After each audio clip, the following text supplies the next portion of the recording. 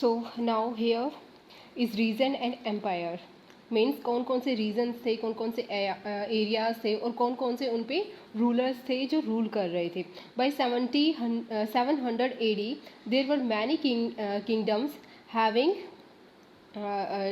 different geographical dimensions, their own language and cultural characteristics। यानी कि इसमें उस टाइम पे ये था कि वहाँ पे बहुत सारे ऐसे किंगडम्स थे जिनके अलग अलग डिफरेंट जोग्राफिकल जो सिचुएशंस थी, उनकी डायमेंशंस थी और वहाँ के उनके लैंग्वेज भी अलग थी और कल्चर्स भी अलग थे।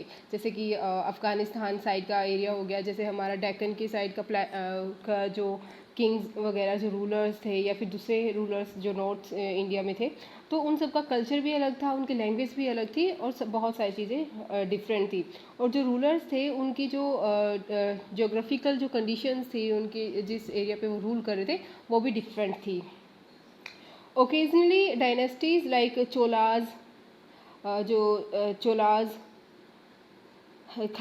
खालकाज,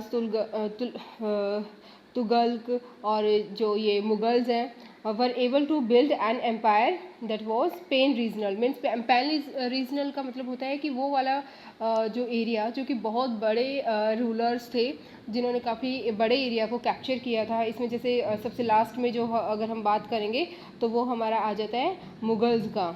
मुगल्स के बाद में तो जो बहुत छोटे छोटे से रीजन्स अपने आप में सेपरेट होना स्टार्ट हो गए थे और उसके बाद में जो है ब्रिटिशर्स का रूल स्टार्ट हो गया था।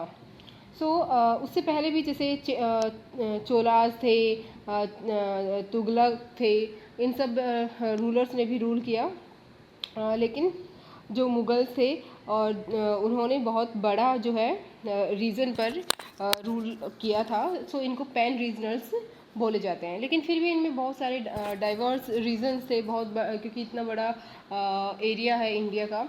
सो उसमें बहुत सारे रीजन्स के अकॉर्डिंग बहुत सारे डिफरेंसेस थे। बट जैसे कि after the decline of Mughals क्या हुआ, with the decline of Mughal empire there were reemerging of regional states. यानी कि फिर से जैसे ही मुगल्स का जो है डिक्लाइन हो गया था तो बहुत सारे नए स्टेट्स वहाँ पे बनने स्टार्ट हो गए थे और उस टाइम पे बने भी थे।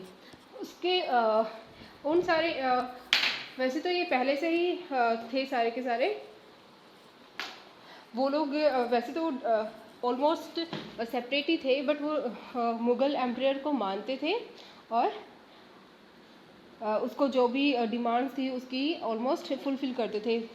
सो उसको एक आइडल की तरह बस मानते थे।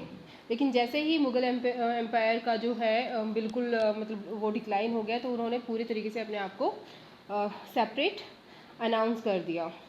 But the years of Imperial pan regional rule had already altered the character of regional empire. How?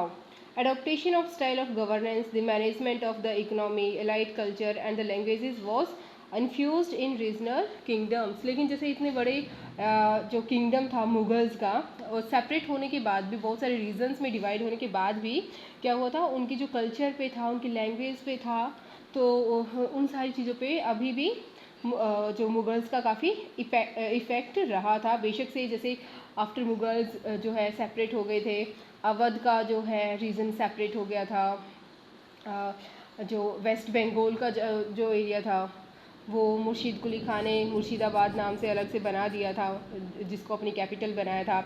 Last नीचे की तरफ अगर हम देखें तो हैदराबाद में हैदराबाद के निज़ाम जो थे उन्होंने हैदराबाद को अलग सेपरेट कर लिया था। तो ये सारे जो मेन तीन जो है उस टाइम पे बने थे, जो काफ़ी बड़े थे regions. So we can say that character of different region didn't grow in isolation। यानी कि जितने भी रीजन्स मुगल्स के बाद में सेपरेट बेशक से हो गए थे, लेकिन फिर भी उन्होंने जो अलग से वो नहीं बने थे, उन्होंने उनके कल्चर पे उस टाइम पे भी मुगल्स का काफ़ी इफ़ेक्ट था। जो मुगल्स के रूल्स थे, जो उनके